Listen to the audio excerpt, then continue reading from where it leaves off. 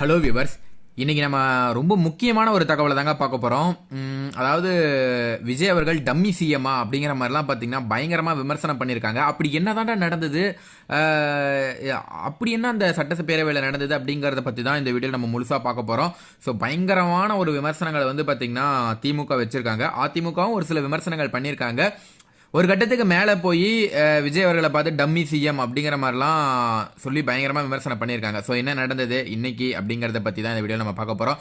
ரொம்ப குறிப்பாக தமிழகத்தை பொறுத்த வரைக்கும் தொடர்ந்து நிறைய பிரச்சனைகள் வந்துகிட்டே இருக்குது. மேகதாது பிரச்சனையாக இருக்கட்டும், திரும்பவும் வந்து பார்த்திங்கன்னா பாலியல் வன்கொடுமைகளாக இருக்கட்டும், இந்த மாதிரி ஒரு சில பிரச்சனைகள் தொடர்ந்து வந்துக்கிட்டே தான் இருக்குது. இதை வந்து பார்த்திங்கன்னா இதற்கு முன்னாடி திமுகவும் வந்து பார்த்திங்கன்னா சரியாக கையாளல அப்படின்னே சொல்லலாம். விஜய் அவர்களும் சரியாக கையாளாத மாதிரி தான் தெரியுது. பட் ஆனால் எல்லாரும் சொல்லக்கூடிய விஷயங்கள் என்னென்னா 6 மாதங்கள் டைம் கொடுங்க அப்படிங்கிற மாதிரி சொல்கிறாங்க.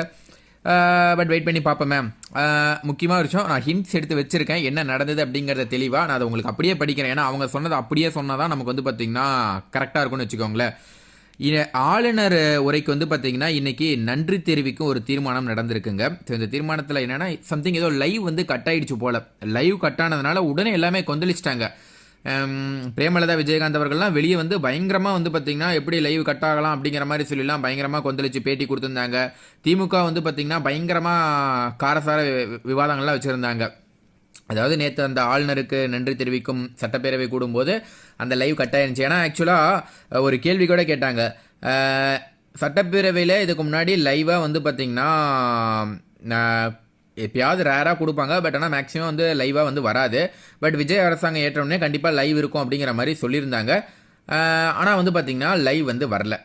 லைவ் வரலன்னே திமுக இது ஒரு காரணமாக பிடிச்சிக்கிட்டாங்க. வெளியே வந்து திமுக கிட்ட ஒரு கேள்வியும் கேட்குறாங்க. ஏங்க நீங்கள் இருக்கும் போதுமே லைவ் பண்ணலையே, இன்றைக்கி அவங்க பண்ணியிருக்காங்க, அதில் ஏதோ கட் ஆகிடுச்சு, அதை ஏங்க விமர்சனம் பண்ணுறீங்கிற மாதிரி திமுக கிட்ட கேள்வி கேட்டால் திமுக என்ன சொன்னாங்கன்னா ரொம்ப தெளிவாக விளக்கம் கொடுத்துருக்காங்க. என்னென்னா, நாங்கள் லைவ் போடல, நாங்கள் ஏற்றுக்கிறோம், நாங்கள் லைவ் போடலன்னு சொல்லி எங்கள் மேலே விமர்சனம் பண்ணி தாங்க அவங்க ஆட்சியை பிடிச்சாங்க, அவங்களும் அதே தப்பை தாங்க பண்ணுறாங்க, அப்போ அவங்க என்ன டம்மி சிஎம்மா அப்படிங்கிற மாதிரி வந்து பார்த்திங்கன்னா ஒவ்வொரு இடத்துலையும் குறிப்பிட்டு வந்து பார்த்திங்கன்னா விஜய் அவர்களை பயங்கரமாக விமர்சனம் பண்ணியிருக்காங்க. வேறு என்னென்ன சொல்லியிருக்காங்க அப்படிங்கிறத வாங்க பார்க்கலாம். குறிப்பாக சொல்லணும்னா, சட்டமன்ற நிகழ்வுகளில் நேரலை துண்டிக்கப்பட்டது, முக்கிய கேள்விகளுக்கு வந்து பார்த்திங்கன்னா அரசிடமிருந்து எந்த பதிலுமே வரதில்லை அப்படிங்கிற மாதிரி சொல்லியிருக்காங்க. திமுகவோட தகவல் தொழில்நுட்ப அணி வந்து பார்த்திங்கன்னா அதிகாரப்பூர்வமாக தன்னுடைய எக்ஸ்ட்ரா பக்கத்தில் விஜயை பயங்கரமாக விமர்சனம் பண்ணியிருக்காங்க. அப்படி அந்த அளவுக்கு காட்டமாக நம்ம கேள்விப்பட்டிருக்கோம். திமுக ஆளுங்கட்சியாக செயல்படுறதை விட எதிர்கட்சியாக வந்து பயங்கரமாக செயல்படுவாங்க அப்படிங்கிற மாதிரி கேள்விப்பட்டிருக்கோம். பட் ஆனால் இப்போ பார்க்குறது ரொம்பவே ஆச்சரியமாக தான் இருக்குது. பட்டுன்னு நறுக்குன்னு வந்து பார்த்திங்கன்னா கேள்விகள் கேட்குறாங்க. ரொம்ப ரொம்ப அதாவது இதுக்கு முன்னாடி திமுக ஆட்சி செஞ்சாங்க, எதிர்கட்சியாக எடப்பாடி அவர்கள் இருந்தாங்க அதிமுகவில். பட் அதிமுக இவ்வளோ காட்டமாக விமர்சனம் வைக்கல திமுக மேலே அப்படின்னே சொல்லலாம். அந்த குற்றச்சாட்டு நம்மக்கிட்ட இருந்தது. ஆனால் இப்போ விஜய் அவர்கள் ஆட்சி அமையும் போது வந்து பார்த்திங்கன்னா திமுக பயங்கரமாக கேள்வி எதிர்க்கிறாங்க. அதை வந்து நம்ம கண்டிப்பாக பாராட்டி தான் ஆகணும். எனக்கு தெரில ஆக்சுவலாக என்னென்னா 6 மாதம் டைம் கொடுக்கணுமா இல்லை டைம் கொடுக்கக்கூடாதா அப்படிங்கிறது எனக்கு தெரில. டப்புன்னு நம்ம ஏதாவது சொன்னோமா நம்ம இந்த கட்சி அப்படிங்கிற மாதிரி சொல்லிவிடுவாங்க. ஸோ அதனால தான் வந்து பார்த்திங்கன்னா அதை சரியாக சொல்ல தெரில. பட் நீங்கள் பார்த்துட்டு இருப்பீங்கல்ல, உங்களுடைய கணிப்பு என்ன அப்படிங்கிறது நீங்கள் கீழே கமெண்ட்டில் பதிவு பண்ணுங்கள். டைம் கொடுக்கலான்னு நினைக்கிறீங்களா, இல்லை அவ்வளோதான் இன்னும் என்ன ஒரு குற்றம் நடக்கிறதுல என்ன போய் டைம் கொடுக்குறதுன்னு நினைக்கிறீங்களா, உங்களோட தனிப்பட்ட கருத்து என்ன அப்படிங்கிறத கீழே கமெண்ட்டில் பதிவு பண்ணலாம். சரி, ஓகே. சட்டமன்ற நிகழ்வுகளில் எல்லாமே முழுமையாகவும் வெளிப்படையாகவும் நேரலை செய்யப்படும் அப்படிங்கிற மாதிரி தாவேக்காட அமைச்சர் ராஜ்மோகன் வந்து பார்த்திங்கன்னா நேற்று பேரவையில் பயங்கரமாக வீரவசனம் பேசியிருக்காரு. இதை வந்து பார்த்திங்கன்னா திமுக சுட்டி காட்டிட்டு ஏண்டா 24 மணி நேரம் கூட ஆகலை, அதுக்குள்ளே வந்து பார்த்திங்கன்னா ஆளுநர் உரைக்கு நன்றி தெரிவிக்கும் அந்த தீர்மானம் தொடங்குவதற்கு முன்பாக நேரலை ஒளிபரப்பு திடீர்னு நிறுத்தப்பட்டிருக்கு அப்படிங்கிற மாதிரி சொல்லி ராஜ்மேகனியே வந்து பார்த்திங்கன்னா கிழிச்சிருக்காங்க அப்படின்னே சொல்லலாங்க. அதாவது அவர் சொன்ன அடுத்த 24 மணி நேரத்தில் எதுவுமே நடக்கலை அப்படிங்கிற மாதிரி வந்து பார்த்திங்கன்னா சொல்லியிருக்காங்க. தாங்கள் ஒரு டம்மி முதலமைச்சர் என்பது மக்களுக்கு தெரிந்துவிடக்கூடாது என்ற பயத்தில் தான் நேரலையை தாவேக அரசு கட் செய்துள்ளது அப்படிங்கிற மாதிரி பயங்கரமாக திமுக வந்து பார்த்திங்கன்னா விமர்சனம் பண்ணியிருக்காங்க.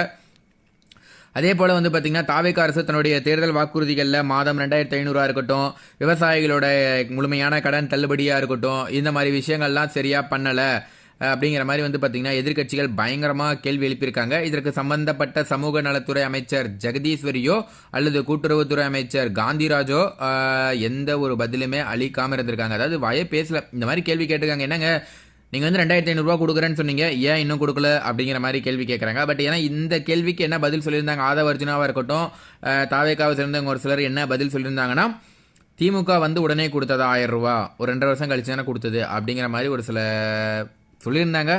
ஆனால் அவங்க சொல்கிறது கரெக்டு தான், திமுக நீங்கள் வந்தோடனே உடனே கொடுத்தீங்களா அப்படின்னு. ஆனால் அவங்க தப்பு பண்ணுறாங்க அப்படின்னு தானே தாவேக்கா கோட்டு போட்டோம், திரும்பவும் அதே தப்பை நீங்களும் பண்ணுறீங்களே அப்படிங்கிற மாதிரி மேபி கேள்வி இருக்குது. ஆக்சுவலாக எனக்குமே இந்த 2500 பெருசாக உடன்பாடு இல்லை. ஏன்னா தமிழகத்தோட கடன் இவ்வளோ இருக்கும்போது 2500 அப்படிங்கிறது எந்த விதத்தில் பாதிப்படையும் அப்படின்னு தெரியல. பெருசாக பாதிப்படையும்.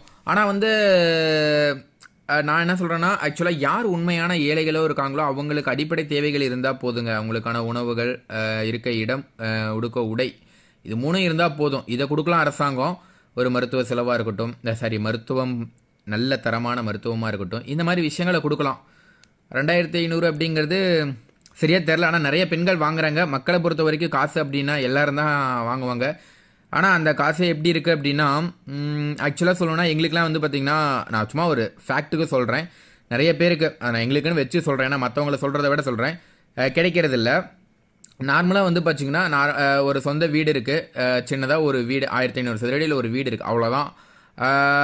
அதே வந்து எனக்கு தெரிஞ்ச நிறைய பேருக்கு வந்து பார்த்திங்கன்னா 5 ஏக்கரா 6 ஏக்கரா காடுலாம் வச்சுருக்காங்க. அவங்களோட சொத்து மதிப்பு அந்த காடு இன்றைக்கெலாம் வந்து பார்த்திங்கன்னா 1.5 கோடி 2 கோடிக்கு போகும். மொத்தம் வந்து பார்த்திங்கன்னா 15 கோடி 20 கோடி சொத்து இருக்கும். அவங்களாம் அந்த அமௌண்ட் வந்து வாங்குறாங்க. ஆனால் அது எப்படின்னு சரியாக தெரில. கேட்டால் அவங்க வந்து ஆக்சுவலாக விவசாயிகள் லிஸ்ட்டில் அவங்க வந்துடுறாங்க. ஆனால் ஆக்சுவலாக அவங்க விவசாயமும் பண்ணுறது இல்லை. இதுதான் வந்து நிதர்சனமான ஒரு உண்மை. அது எப்படி அவங்க அதை கஷ்டம்தான், அவங்களால வந்து பிரித்து எடுக்க முடியாது. அப்படி நம்ம அவங்க காடு வச்சுருக்கவங்களை பிரித்து நம்ம எடுக்கிறோம் அப்படின்னா உண்மையான விவசாயிகளும் பாதிப்படைவாங்க. இந்த மாதிரி நிறைய சிக்கல்கள் இருக்குது. ஏன்னா நார்மலாக எத்தனையோ பேர் சாதாரண மக்கள் ஒரு இன்ஜினியர் படிச்சுட்டு ஒரு இது படிச்சுட்டு ஆர்ட்ஸ் படிச்சுட்டு ஒரு சென்னையிலையோ ஒரு இடத்துலையோ போய் பார்த்திங்கன்னா 15,000 20-25,000 ரூபா சம்பளம் வாங்கிட்டு இருக்காங்க. அவங்களோட வருமானத்தை விட விவசாயிகளோட வருமானம் ஓரளவுக்கு நல்லா பண்ணாங்கன்னா, கரெக்டாக மகசூல் இருந்ததுன்னா நல்ல வருமானம் இருக்குது. பட் ஆனால் ஒரு சில டைம் வெள்ளம் ஏற்பட்டு அவங்களுக்கும் கஷ்டம் ஏற்பட்டுது. அந்த மாதிரி டைமில் நிவாரணம் சரியாக போய் சேர்ந்தால் அவங்களும் நல்லா இருப்பாங்க, எல்லாருமே நல்லா இருப்பாங்க. ஸோ அது கொஞ்சம் வந்து பார்த்திங்கன்னா மாடிஃபை பண்ணணும். என்ன மாடிஃபை பண்ணணும்னா, உண்மையான விவசாயிகள் கஷ்டப்படுறாங்க அப்படின்னா கொடுக்கலாம். 500 ஏக்கர் 1000 ஏக்கர் வச்சுருக்கவங்களாம் விவசாயிகள் தான். பட் ஆனால் அவங்களுக்கு அந்த மாதிரி போய் சேரணும் அப்படிங்கிறது அவங்களாம் ஜமீன்தார் வகையில் வந்துடுவாங்க. ஆக்சுவலாக அதை கொஞ்சம் நம்ம பார்த்துக்கணும். நான் ஆக்சுவலாக சொல்லணும்னா எடப்பாடியார் அவர்களே நான் விவசாயிங்கிறாரு, ஆனால் அவருக்கே எத்தனையோ காடுகள் எத்தனையோ பிஸ்னஸ் இருக்கலாம். செங்கோட்டையன் அவர்கள் எத்தனையோ காடுகள் வச்சுருக்கலாம், எவ்வளோ வச்சுருக்கலாம். அதே போல் வந்து பார்த்திங்கன்னா KN நேருவாக இருக்கட்டும், அவரும் விவசாயிங்கிறாரு, ஆனால் 1000 கோடி 2000 கோடி சொத்துலாம் வச்சுருக்காங்க. எந்த வகையில் அவங்களாம் விவசாயிகள் அப்படிங்கிறது எனக்கு தெரில. ஆக்சுவலாக விவசாயம் பண்ணிகிட்டு இருப்பாங்க போல். சரி, ஓகே, அடுத்த போலாம் வாங்க. இந்த விஷயம் போயிட்டுருக்கு. ஆனால் அவங்க எதுவும் ஓகே கரெக்டு தான். நீங்கள் என்ன சொன்னீங்க, இந்த மாதிரி நம்ம டாபிக்குள்ளே போகலாம் வாங்க. 2500 கொடுக்குறேன்னு நீங்கள் ஏன் கொடுக்கல? முதல் கேள்வி. அதுக்கு அந்த அமைச்சர் வாயவே திறக்கலை. 2வது, விவசாயிகள் கடன் முழுமையாக தள்ளுபடி பண்ணுறேன்னு நீங்கள், ஆனால் ஏதோ அறகுறையாக பண்ணியிருக்கீங்க, ஏன் அப்படி பண்ணீங்க அப்படிங்கிற கேள்வி கேட்டிருக்காங்க. எதிர்கட்சிகள் விமர்சனம் பண்ணியிருக்காங்க. No comments. அதுக்கு தான் என்ன சொன்னாங்களா, வாய் திறக்காத CM அப்படிங்கிற மாதிரி பயங்கரமாக ஒரு ஹேஷ்டேக்கை போட்டு ட்ரெண்ட் பண்ணி விட்டாங்க. அடுத்த வந்து பார்த்திங்கன்னா மேகதாது அணை. இந்த பிரச்சனை வந்து பார்த்திங்கன்னா பல ஆண்டுகளாக போயிட்டுருக்கு. விஜய் அவர்கள் தீர்த்து வைப்பார் அப்படிங்கிற மாதிரிலாம் நம்ம எதிர்பார்க்கவும் முடியாது. அப்படி எதிர்பார்த்தது முட்டாள்தனம். அதனால் அவரை பற்றி குறை சொல்லலாம் முடியாதுங்க இந்த விஷயத்தை பொறுத்த வரைக்கும். பட் ஆனால் எல்லோரும் ஒற்றுமையாக சேர்ந்து வந்து பார்த்திங்கன்னா எதிர்ப்பு தெரிவிச்சிருக்காங்க. தட்ஸ் எ கிரேட், ஒரு நல்ல விஷயம். ஏன் அப்படி மேகதாது அணை ஒரு பக்கம் வந்து நானும் யோசித்து பார்த்தேங்க. அணையை நாமளும் கட்ட மாட்டோம், அவங்களையும் கட்ட விட மாட்டோம் அப்படிங்கிற மாதிரிலாம் தோணுச்சு. ஆனால் என்னென்னா ஆக்சுவலாக அவங்க என்ன சொன்னாங்கன்னா, நாங்கள் கட்டுறதுனால தமிழ்நாட்டுக்கு எந்த பாதிப்பு இல்லை அப்படிங்கிற மாதிரி சொல்கிறாங்க. கண்டிப்பாக எப்படிங்க சொல்ல முடியும்? ஒரு மத்திய அரசு வந்து பார்த்திங்கன்னா தண்ணி இவ்வளோ தண்ணி கொடுக்கணும் அப்படிங்கிற மாதிரி சொல்கிறாங்க கர்நாடகாவை. ஆனால் கேட்டால் எங்ககிட்டயே தண்ணி இல்லை அப்படிங்கிற மாதிரி சொல்கிறாங்க வச்சுக்கிட்டு. அது வந்து தப்பு தானே. தண்ணியே தராதவங்க அணை கட்டின வாட்டி தருவாங்கன்னு நினைக்கிறீங்க? ரொம்ப கஷ்டம். கண்டிப்பாக தர மாட்டாங்க. அது நம்ம எதுவுமே சொல்ல தேவையில்ல. தருவாங்க நம்ம நம்பி போக முடியாது, தரமாட்டாங்க. அதுதான் வந்து கரெக்டான ஒரு விஷயம். அடுத்ததாக வந்து பார்த்திங்கன்னா மேகதாது அணை விவகாரத்தில் வந்து பார்த்திங்கன்னா நீர்வளத்துறை அமைச்சர் ஆனந்த் வந்து பார்த்திங்கன்னா எந்த ஒரு கருத்துமே பேசாமல் இருப்பது, இட்டுன்னு வருவது தான் அமைச்சரின் வேலையா அப்படிங்கிற மாதிரி வந்து பார்த்திங்கன்னா பயங்கரமாக விமர்சனம் பண்ணியிருக்காங்க. ஒரு டைம் ஆனந்த் அவர்கள் சொல்லியிருந்தாரு இல்லை, விஜய் அவர்களை இழுத்துட்டு போகிறத அதை அவருடைய இதில் சொல்லியிருந்தாரு, இட்டுட்டு போயிட்டு அதை பிடிச்சி இவங்க கிண்டல் பண்ணியிருக்காங்க. என்னன்னா ஆனந்த் அவர்களே, நீர் வெள்ளத்தில் இவ்வளோ பிரச்சனை போயிட்டு அதை பற்றி பேச சொன்னால் விஜய் அவர்களை இட்டுட்டு போகிறது தான் உங்களுடைய வேலையா அப்படிங்கிற மாதிரி பார்த்தீங்கன்னா விமர்சனம் பண்ணியிருக்காங்க.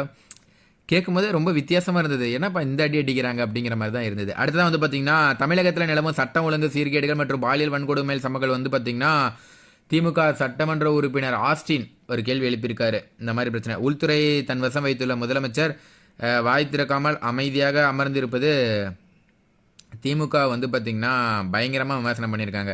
ஏப்பா ஊரில் வந்து அங்கே அவ்வளோ பேர் வன்கொடுமை நடந்துகிட்ருக்கு, பிரச்சனை நடந்துகிட்ருக்கு, அந்த உள்துறையை கையில் வச்சுக்கிட்டு அந்த பிரச்சனை நடந்தால் டைம் இல்லை அப்படிங்கிற மாதிரி சொல்கிறீங்க, ஆனால் நடிகர்களை கூப்பிட்டு வச்சு பார்த்துட்டு இருக்கீங்களா அப்படிங்கிற மாதிரி வந்து பார்த்திங்கன்னா பயங்கரமாக அவங்க ஒரு பக்கம் ஆஸ்டின் அவர் வந்து பார்த்திங்கன்னா விமர்சனம் பண்ணியிருக்காரு. வெளியே பொதுக்கூட்டங்களில் வீரவசனமாக பேசும்போது முதலமைச்சர் விஜய் மக்கள் பிரதிநிதிகள் கேள்வி கேட்கும் பேரவையில் இப்படி பம்பி பதுங்குவது ஏன்? பதில் தெரியாதவங்கிட்ட கேள்வி கேட்டால் தேடி பிடித்து தப்பாவது பதில் சொல்லுவான். எனக்கு கேள்வியே தெரியாது என்ற நடிகர் கமலஹாசனின் சினிமா வசனம் தான் முதலமைச்சர் விஜய் மற்றும் அவரது அமைச்சர்களை பார்க்கும்போது நினைவுக்கு வருது அப்படிங்கிற மாதிரி வந்து பார்த்திங்கன்னா விமர்சனம் பண்ணியிருக்காரு. தெரில ஆக்சுவலாக என்னன்னா எனக்கு தெரில, இந்த மாதிரி நம்ம வந்து ஒரு விஷயம் கேட்குறாங்க அப்படின்னா டக்குன்னு பதில் சொல்லிட்டு அந்த இமேஜ் குறைஞ்சிரும்னு நினைக்கிறாங்களா, இல்லை எது சொன்னாலும் தப்பாக வந்து போர்ட்ரேட் ஆகிடும் அப்படிங்கிற மாதிரி நினைக்கிறாங்களா எப்படின்னு தெரியல. பட் ஆனால் ஃபேஸ் பண்ணணும், சொல்லணும் தப்பு, அதுக்காக தானே மக்கள் ஓட்டு போட்டிருக்காங்க. பார்க்கலாம். தேர்தல் வாக்குறுதிகள் மற்றும் சட்டம் ஒழுங்கு குறித்த கேள்விகளுக்கு பதிலளிக்க முடியாமல் மக்கள் முன்னிலையில் முதலமைச்சர் விஜய் வந்து பார்த்தீங்கன்னா அம்பலப்பட்டு நிற்கிறாரு அப்படிங்கிற மாதிரி தன்னுடைய எக்ஸ்பதிவில் திமுக பயங்கரமாக விமர்சனம் பண்ணிட்டு இருக்காங்க. சட்டமன்ற நேரலை நிறுத்தம் மற்றும் திமுகவின் இந்த டம்மி சிஎம் நேரடி தாக்குதல் தான் இன்னைக்கு அரசியல் களத்தில் பயங்கரமாக போயிட்டு இருக்கு, ஒரு பெரிய புயலையே ஏற்படுத்தியிருக்கு அப்படின்னே சொல்லலாங்க. பார்ப்போங்க. நீங்கள் என்ன நினைக்கிறீங்க? உங்களோட தனிப்பட்ட கருத்து என்ன? சேம் எப்படி டிஎம்கே இருந்ததோ அதே போல தான் விஜய் அவர்களோட ஆட்சியும் இருக்கா, இல்லை நிறைய மாற்றங்கள் இருக்குன்னு நீங்கள் நினைக்கிறீங்களா? என்ன மாற்றங்கள்? எனக்கு தெரிஞ்ச ஒரு நல்ல மாற்றங்கள் இருக்குது அப்படின்னு நம்ம பார்த்தோம்னா ஊழல் வந்து குறைஞ்சிருக்கு, முற்றிலும் அழியலை. திமுக ஆட்சியில் மேபி நிறைய ஊழல் இருந்திருக்கும், அது குறைஞ்சிருக்கு, முற்றும் இல்லை. அது ஒன்று. டாஸ்மாக் வந்து கம்மி பண்ணது, அந்த 10 ரூபாய் இஷ்யூ அதுவுமே ஒரு சில இடங்களில் இருக்குது, ஒரு சில இடங்களில் இல்லை. பட் ஆனால் கம்மியாக இருக்குது. குற்றங்கள் தெரிலங்க. குற்றங்கள் வந்து பார்த்திங்கன்னா இந்த பாலியல் வன்கொடுமைகள் வந்து பார்த்திங்கன்னா தமிழ்நாடு அப்படிங்கிறது 8 கோடி மக்கள் உள்ள ஒரு இடம். எங்கேயோ ஒரு மூலையில் ஒரு இடத்துல ஒரு விஷயம் நடக்குது அப்படின்னா அது அந்த சாதாரண மக்கள் அவங்க எவனோ ஒருத்தன் பண்ணுற தப்பால் தான் அந்த விஷயங்கள் நடக்குது. அதுக்கு மேலே நம்ம விஜய் மேலே பழி போட முடியாது. இருந்தாலும் நம்ம ஏன் விஜயை குற்றம் சாட்டுறோம் அப்படின்னா, நீங்கள் தண்டனைகள் கடுமையாக ஒரு உங்கள் சட்டம் ஒழுங்கு கரெக்டாக தண்டனை போட்டிருந்தால் அவனுக்கு அந்த எண்ணமே வரக்கூடாது அப்படிங்கிற நோக்கத்தை நீங்கள் உருவாக்கணும் அப்படிங்கிற ஒரு கோவம் தானே தவிர, மற்றபடி அதை வந்து விஜய் அவர்கள் தடுக்கணும் அப்படிங்கிற மாதிரி விஜய் அவர்கள் மேலே நம்ம பழியே போடக்கூடாது. எந்த சிஎம்மாக இருந்தாலும், இதுக்கு முன்னாடி ஸ்டாலினாக இருக்கட்டும், எடப்பாடி அவர்களாக இருக்கட்டும், யாராக இருந்தாலும் நம்ம அவங்க மேலே பழி போட முடியாது. பட் ஆனால் முயற்சி பண்ணலாம், தடுக்கிறது முயற்சி பண்ணலாம். பட் ஆனால் இதுக்குமே இந்த 3ஆவதாக சொன்ன அந்த சட்டம் ஒழுங்கு அந்த வன்கொடுமைகள் நிறைய பிரச்சனைகள் நடக்கிறது கூட ஒரு இயர் வைஸ் எடுக்கிறோம். இந்த ஆண்டு வந்து பார்த்திங்கன்னா சிஎம் வந்து ஆட்சி பண்ணியிருக்காரு விஜய் அவர்கள். இதுக்கு முன்னாடி வந்து ஸ்டாலின் ஆட்சியில் வந்து எவ்வளோ குற்றங்கள் இருந்தது, இப்போ இவருடைய ஆட்சியில் எவ்வளோ குற்றங்கள் குறைஞ்சிருக்கு, அப்படி பேஸ் பண்ணி ஒரு கணக்கு எடுத்து ஓகேவா இல்லையா அப்படிங்கிறத பார்க்கலாங்க. நீங்கள் என்ன நினைக்கிறீங்க? விஜய் அவர்கள் உண்மையாலுமே வந்து பார்த்தீங்கன்னா அமைதியாக தான் இருக்காருன்னு நினைக்கிறீங்களா, இல்லை ஓகே அவருடைய பதிலடி கரெக்டாக இருக்கும்னு நினைக்கிறீங்களா? ஆக்சுவலாக ஒரு முக்கியமான ஒரு விஷயம் மறந்துட்டேன். ஆதவர்ஜுனா வந்து பேசின விஷயம் உண்மையுமே எனக்குமே அது ஒரு மாதிரியாக தான் இருந்தது. ஏன்னா திமுகவில் இந்த மாதிரி வந்து பார்த்திங்கன்னா விஜய் வந்து வாய் திறந்தே பேச மாட்டேங்கிறாரு அப்படிங்கிற மாதிரி ஒரு குற்றம் வந்து சாட்டியிருந்தாங்க. என்னதான் திமுகவுக்கு எதிர்ப்பாக இருந்தாலும் எதுவாக இருந்தாலும் அவங்க சொல்கிறது ஒரு நியாயமான விஷயம் தான், அதுக்கு விஜய் அவர்கள் பதிலடி கொடுக்கணும். பட் ஆனால் ஆதவர்ஜுனா எந்திரிச்சு அதுக்கான என்ன பதிலடி கொடுத்துருந்தாருன்னா, விஜய் அவர்கள் 5 நிமிஷம் பேசினா குளத்தூரில் 5 நிமிஷம் தான் பேசினாரு, ஸ்டாலினையே காலி பண்ணிட்டாரு அப்படிங்கிற மாதிரி பேசுகிறாங்க. ஆக்சுவலாக இது வந்து பார்த்திங்கன்னா ஏதோ சம்திங் துதி போடுற மாதிரி. இன்னுமே வந்து திமுக தோற்றதுக்கு விஜயோட அலை காரணம் அப்படிங்கிறாங்களா, அந்த விஜயோட அலை கிடையாது, விஜய் மேலே இருந்த நம்பிக்கை. கண்டிப்பாக விஜய் அவர்கள் பண்ணுவார் அப்படிங்கிற அந்த நம்பிக்கைக்கு தான் அந்த ஓட்டு விழுந்தது. ஆனால் விஜய் அவர்கள் இப்படி இந்த மாதிரிலாம் பதில் சொல்லிட்டு சினிமா வசனங்களை போல் அவர் சும்மா பேசினாவே வந்து பார்த்திங்கன்னா நீங்கள் காலி இது அது அப்புறம் இது அப்படிங்கிற மாதிரிலாம் பில்டப் பண்ணிகிட்டு இருந்தால் மக்கள் ஏற்றுக்க மாட்டாங்க. கொஞ்ச நாளில் வந்து பார்த்திங்கன்னா புரிஞ்சிடும், நீயும் அதே மாதிரி தான் பண்ணிகிட்டு இருக்க அப்படிங்கிற மாதிரி சொல்லிவிடுவாங்க. பட் இதை தாவேக்கா புரிஞ்சுக்கிட்டு பண்ணாங்கன்னா அடுத்த 15 வருஷத்துக்கு தாவேக்காவை கீழேயே இறக்க முடியாது. இந்த நிலைமையில் பண்ணிகிட்டு இருந்தாங்கன்னா எனக்கு தெரிஞ்சு கொஞ்சம் நிறைய பேர் ஓட்டு போட்டவங்களுக்கே கொஞ்சம் அக்செப்டாக, சில பேர் வந்து முட்டு கொடுத்தாலும் சில பேருக்கு வந்து என்ன இப்படி பண்ணுறாரு அப்படிங்கிற மாதிரி தான் இருக்குது. இருந்தாலும் அதுக்காக வந்து திரும்ப ஓட்டு நடந்தால் தாவக ஓட்டு போட மாட்டோம், திமுக ஓட்டு போடுவோம் அப்படின்னு கிடையாது. ரெண்டும் ஒரே மாதிரி தானே இருக்குது, நம்ம எதிர்பார்த்தது வேற, ஆனால் இங்கே நடக்கிறது வேறையா இருக்கு அப்படிங்கிற மாதிரி ஒரு எண்ணம் மேபி நிறைய பேருக்கு வந்திருக்கலாம். நீங்கள் என்ன நினைக்கிறீங்க? உங்களோட தனிப்பட்ட கருத்து என்ன அப்படிங்கிறத கீழே கமெண்ட்டில் பதிவு பண்ணுங்கள். மேபி திரும்ப எலெக்ஷன் நடந்தால் விஜய்க்கு உங்களோட ஆதரவு இருக்குமா? கண்டிப்பாக விஜய்க்கு தான் ஆதரவு இருக்கும், இதெல்லாம் எந்த மாற்றமும் இல்லை. அந்த எதிர்பார்ப்பு சொல்கிறேன், எதிர்பார்ப்பு நீங்கள் நினச்சது எப்படி இருந்தது, இவர் எப்படி பண்ணுறாரு அப்படிங்கிறத கீழே கமெண்ட்டில் பதிவு பண்ணுங்கள். தேங்க்யூ.